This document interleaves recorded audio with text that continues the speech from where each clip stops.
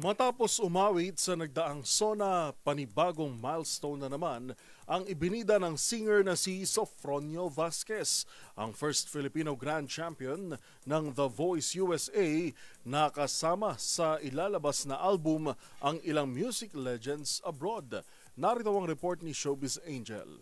Panibagong pangarap na naman ang natupad ng singer na si Sofronio Vasquez. Sa ilalabas kasing album ng first Filipino and Asian Grand Champion ng The Voice USA, nakasama lang naman nito ang music icons na sina Paul Anka, David Foster, gayon din ang sound engineer na si George Vivo at syempre ang kanyang The Voice coach na si Michael Bublé.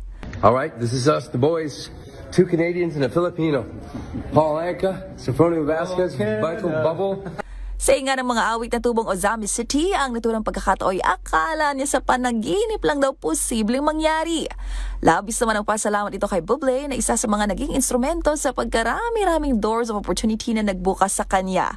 Si Sofronio excited na raw may parinig sa lahat ang tinatrabahong album. Sa August 15 nga, nakataktang magtanghal si Sofronio Vasquez kasama ang Filipino-American Symphony Orchestra sa LA. Magunita na noong nakaraang buwan, nasa Pilipinas ito nang mapiling umawit ng lupang hinirang sa ika-4 na SONA ni Pangulong Bongbong Marcos.